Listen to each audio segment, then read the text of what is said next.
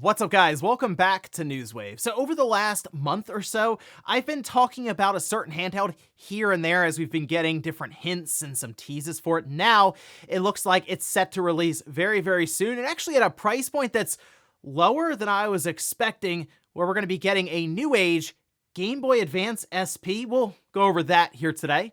Also, we are going to be taking a look at the new Assassin's Creed game that did have its official reveal trailer, a bunch of details, and caused quite the commotion online yesterday. And then we'll also be talking about Microsoft as the Xbox situation continues to roll on, and now it does appear that more first-party games will be making the move to consoles like a PlayStation, with one big franchise game in particular being pointed out. So if you guys enjoy these videos, make sure you hit that like button, helps out a ton. And if new here to the Spawnwave channel, make sure you subscribe down below. And of course, members for the channel do get Newswave early. If you'd like to learn more about that and support the channel further, you can click the join button down below this video.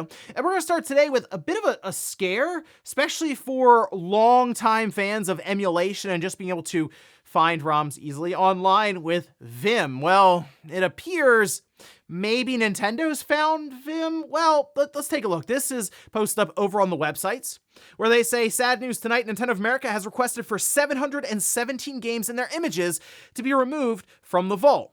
Each download plus its box art and screenshots are no longer available. Well, about 4 hours later, they posted again saying it seems this may be the work of DMCA trolls filing fake notices. In the meantime, the media will remain offline for now. And in fact, if you look at any, for example, a Pokemon game on there, it just says they're unavailable at the request of Nintendo of America. And yes, unfortunate stuff, since Vimm has been reliable. They've been around for what feels like forever now, and to see them really starting to maybe get the attention of Nintendo, unfortunate stuff there. But if it's a person trolling them, it's like, come on, Vimm.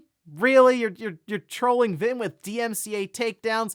We'll see how this plays out, as we haven't had an update since this one was posted up about a day ago, so we'll see what happens. Also, it appears we may finally be getting a PlayStation 2 game in PlayStation Plus. That would be the premium tier, but this we can see was spotted by Gamatsu, where they say the first new PS2 game coming to the PlayStation Plus Classics catalog seems to be Star Wars: The Clone Wars. They do point to a link for the store, which it's not live now. When I went to it, it was just kind of like 404, but there's also the icon that's on the PSN servers, and this was on the PlayStation 2 back in 2002. It's interesting that they would be using a Star Wars game for this. I mean, there's a lot of stuff I'm sure they could pick from that wouldn't necessarily have licensing like this being involved, but I mean, we do see Disney properties go into PlayStation Plus actually quite frequently, more than I figured they would anyway.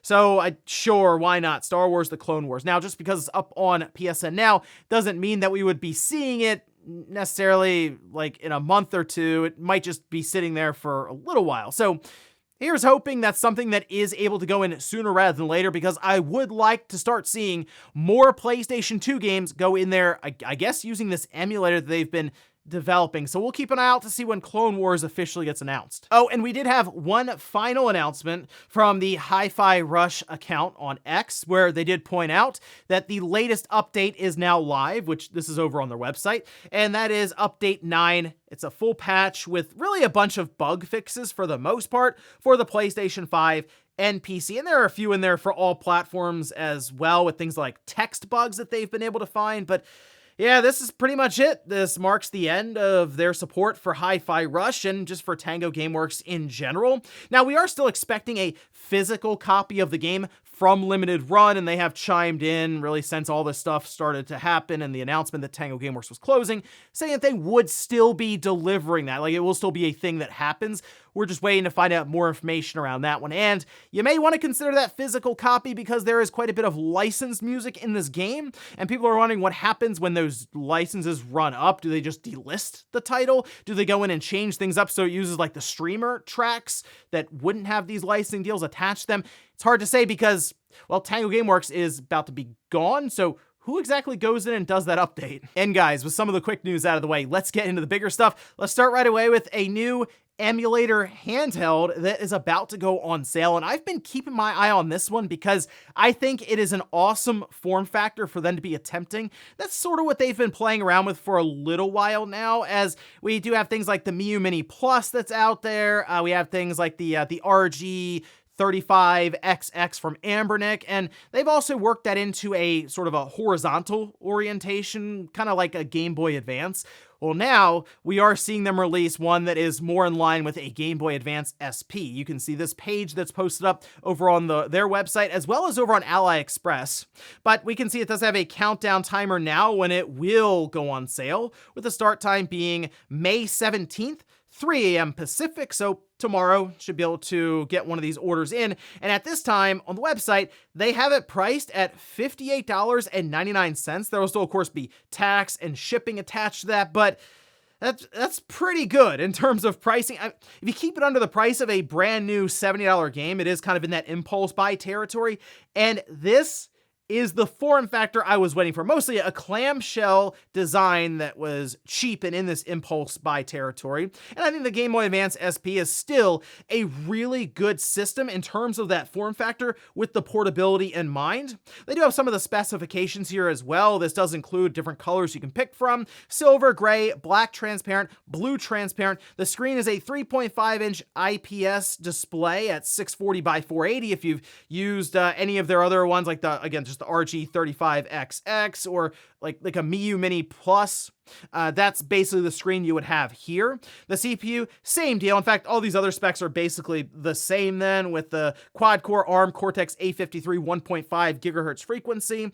The GPU is that Mali G31, and in terms of RAM, 1 gigabyte of LPDDR4. They will have 64 gigabytes that will just come with it in the form of an SD card, and then there's generally a second slot for another SD card, so you can load up all kinds of ROMs and stuff. It is Wi-Fi and Bluetooth enabled as well. They do mention the battery at 3,300 milliamp hours, lasting about 8 hours, and it will also have HDMI out, so you could technically plug it into a TV and play it there as well. But I really like the form factor here. I am going to be picking one of these up, and I think it'll be a lot of fun to maybe do a teardown for it and just kind of give my overall thoughts for it, since I do have a video coming up here at some point taking a look at same hardware here, but in that form factor of like the Game Boy Advance, that being the RG35XXH. The naming isn't necessarily the best when it comes to marketing like this, but still having this Game Boy Advance SP-like device that we'll be able to play then up to Dreamcast, PS1, Nintendo 64, sort of up to that point. But if it's coming in this case, under $60 before tax and shipping, I'd say that's pretty good for the most part. 8-hour battery life, so roughly all day for the most part. Yeah, I like what I'm seeing here. So I'll be picking one of these up and I guess look at some point for a video where I give some of my thoughts on it. But if you'd like to see just kind of a video going over it at this time, as they have managed to get one in hand, you can see this video here. This was posted up by Retro Game Core, and they do just spend time going over it, checking it out, unboxing it, playing some games on it. So good stuff here. Looking forward to getting my order in tomorrow, and we'll see how long shipping takes, and we can check it out in a video. Next up, let's talk about the new Assassin's Creed game that is indeed coming out this year. We've kind of speculated about how maybe Ubisoft will try to get it out just in time for holiday 2024, and they are indeed doing that. Now, the trailer dropped, and it did cause some commotion online, but we'll go over some of the features and other things that were also unveiled here, starting with the cinematic trailer. This is Assassin's Creed Shadows. It is only coming out, I say only, Xbox Series, PS5, PC. No last-gen version, which, thank you. I've been ready to leave those systems behind for a little while now, so I'm glad we didn't necessarily have those flash up here on screen. It is taking place in feudal Japan, as expected. The map is roughly the same size as Origins, so we'll see how that turns out. I mean, I'm expecting the typical Ubisoft map where there's stuff all over the place to do. That's just kind of how they like to do this. We do have two main characters here. We have Yasuke and we have Naoe, and you can freely switch between them in the open world. There's certain quests where you'll be required to use either character, and I'm assuming those will probably be like story specific a quest that they'll have, but there could maybe be some side stuff as well. Now, the two characters are certainly different in terms of their playstyle. They outline this a bit, with Naoe being a bit more stealthy, like the shinobi style, whereas Yusuke is pretty much going to kick the door in and is much more head-on with his approach, as they showed him just kind of bashing people with like a spiked bat almost. Now, the game will progress through the 4 different seasons, and there will be some things you can take advantage. For example, if the grass grows really, really high, you can, of course, sneak around in that. And you will be able to create a custom hideout, which sounds pretty in-depth in terms of the different things they'll have there for you, almost like where you sort of train up people in your entire faction to kind of travel along with you and do these different things. And they did mention they wanted to have more freedom in this world, so assassination targets, they can be completed in any order you see fit. Now, a lot of people apparently worked on this game. We have Ubisoft Quebec, who is pretty much the lead here, and they did Assassin's Creed Odyssey. So if you like that game, that version of Assassin's Creed, that's kind of what we should see here, although I do still have questions around the gameplay and the progression and stuff. As well as Quebec, there were 15 other studios within Ubisoft that worked on this, including Ubisoft Osaka and Tokyo. So, interesting stuff to see how many people came together to make this happen. This does look like it's going to be a big, big outing for Ubisoft here, as we would expect from the latest mainline Assassin's Creed game, and it is coming out November 15th. But there's one issue here, and no, I'm not talking about how the internet was going crazy back and forth around Yasuke. I'm talking about gameplay. There was no gameplay here. Like, they show up with the cinematic trailer, they ask for pre-orders, they show you the special edition. No gameplay, though. I assume next month they will showcase a lot of this game during that Ubisoft Forward, and maybe they sort of close out the show with like a 10-minute gameplay session or something, just to really show all the different features for this, because that's the part I'm most curious about now. People were mostly arguing back and forth about Yasuke and his status as a samurai, or really where he was in history with his placement, but there's just so much information that we don't really know about his life, that because Assassin's Creed is historical fiction, they can pretty much fill in the gaps as they would like to and kind of just tell their own story with. We left the historically accurate Assassin's Creed behind us a long time ago. At one point, we were fighting Anubis in the desert. I don't remember reading about that one in history class. I will say, though, that the idea of having a Yusuke, who's a foreigner to the land, and then have Naoe, who is obviously a native to the land, them kind of working together, I think that could make for a very interesting story that they can weave here.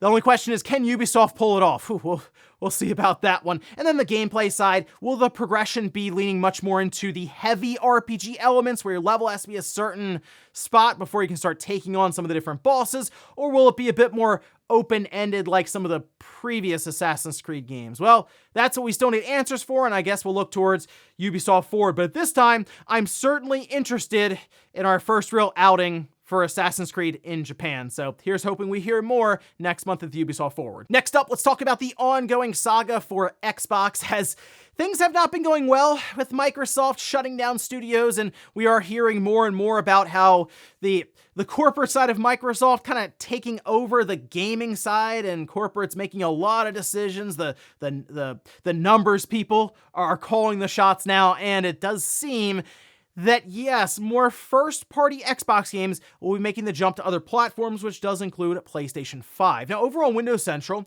Jez Corden put out an article. We can see it here. And in this article, he sort of discussed many of the different strategies that Microsoft were taking now, and if it made sense for them in the long run, as opposed to them definitely being a bit more short-sighted with certain decisions. I think like shutting down Tango Gameworks is a prime example, but we can see this was posted up over on their website, where he says the plan to move Xbox games to other platforms is codenamed Latitude internally. And I know there's debate and unease at Microsoft about whether or not this is a good idea. More upcoming Microsoft-owned games slated for PlayStation are already being developed, at least for now. They're potentially obvious games you'd most likely expect, and yes, while it's true, Microsoft is a prolific publisher on PlayStation already, it has typically revolved around specific franchises like Minecraft. From what I've heard, Microsoft is pushing for no red line for what games could come to PlayStation, and it all revolves around Satya Nadella and CFO Amy Hood's mandate to increase every department's margins. Now, we know the Xbox hasn't exactly been flying off store shelves. In fact, sales have been downright rough from what they've said, and it's not going to get any better as they're expecting them to continue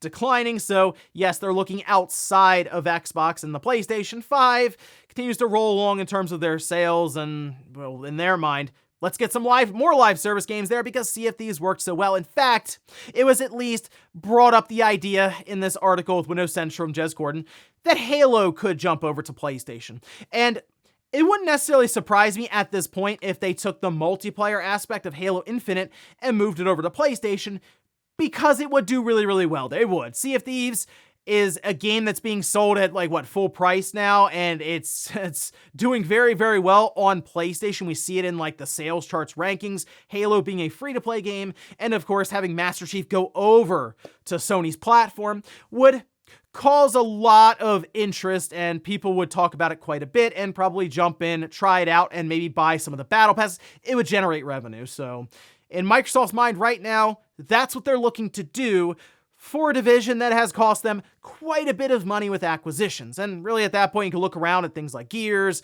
Forza, Killer Instinct. Killer Instinct actually would probably make a lot of sense too. So really the no red line approach, yeah, I don't think anything's off the table here, and we'll see if they make a big announcement at some point, like Starfield, for example, going over to PlayStation after they had that bit, that town hall podcast saying, no, we're not, Starfield's not one of them. Well, with Satya Nadella really overlooking things now, it might be. We'll see about that one. And in our last bit of news, let's talk about PlayStation Plus Extra and Premium tiers, as we did have the games for May announced, and we can head over here to PlayStation Blog, starting at the top. These games will become available May 21st with Red Dead Redemption 2. Now, this is a PlayStation Plus re-release, so it's been there before, and then it came back out, and now it's going back in. So there you go. Hey, Red Dead Redemption 2. Awesome game. Can't go wrong with that if you haven't played it. We have Deceive Inc. I've not played that one.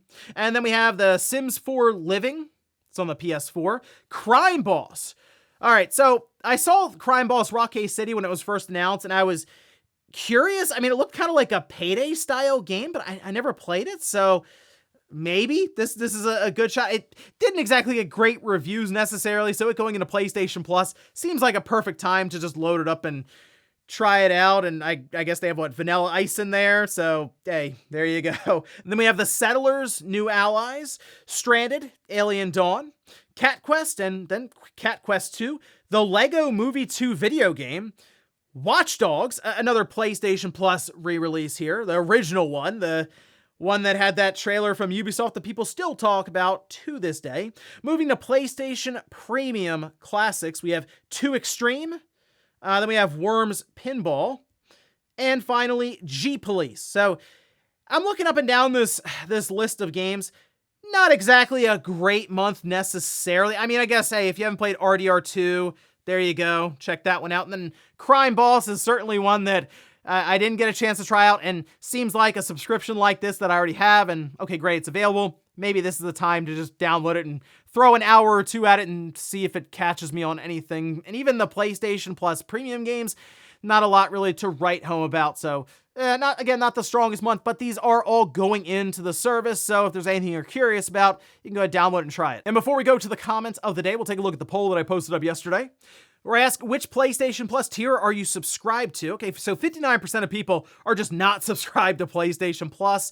20% are an essential. Makes sense. That's the cheapest tier at $80 a year, but what you would need to play any of the premium online games, one that costs money. We have premium, actually, 12%. Extra is 9%. I figured it would have been the other way around, but maybe people are holding out hope that some of those classic games will start coming through. Hey, you know what? If we start seeing PS2 games actually go into that service that weren't like PS4 ports from the past, and these are legitimately new PS2 games going in and taking advantage of an emulator and all the features they've been able to do with those PS1 games, smoothing out, rewind, that kind of thing. I think it could be interesting to see what shows up because of how big that PlayStation 2 library is, but at this time, we haven't seen it. Here's hoping that Star Wars Clone Wars, that goes in the next month or two and really starts kicking off that side of the PlayStation Plus classics, because then it'd be much easier to recommend if we have PS2 games to look forward to every month. And we'll finish up with the comment of the day, as you're seeing here. This is from Mr. Mixia Spitlick. A DC reference. Sony loves flaunting that console sold number, all while at the same time basically saying that number really isn't enough to sustain the business. So Sony's in this very odd place right now because the budgets on their games are going up. Like it feels like we're hearing about $300 million, $400 million projects, some that might cost upwards of $1 billion. I don't think it's one Sony's working on right now, but I do question something like GTA 6 and how much money that with the online is going to cost Take-Two to develop. It's got to be some astronomical number, but we have seen things like Spider-Man 2 cost $300 some odd million to develop. And when you take into account that games just can keep getting more and more expensive, who knows where we'll be by the time the PlayStation 6 rolls around. So in Sony's mind, they need to capture a larger and larger install size to support these games. So basically something's gonna have to break eventually, but who knows, maybe Sony moves up to $80 games for the PS6, but you're right. They talk about this install size because that is a very important thing for them with the PlayStation 5, but on the other hand, they're like, hey, we gotta keep getting more people in because just keeping up with the PS4 isn't enough anymore. And ladies and gentlemen, that's gonna do it here for Newswave. If you enjoyed this video, guys, hit that like button. If not, hit the dislike. Leave comments down below about everything we talked about here today. There's the world of handheld emulation devices. What do you think about the RG35XXSP? We'd be picking one of those up. And then also, what about Assassin's Creed Shadows? Are you interested in what Ubisoft's presenting here heading into November? And what about Microsoft and them looking to bring more first-party Xbox games to PlayStation? What do you think the next big one is that they're going to announce? Thanks, guys, for watching, and I'll see you next time.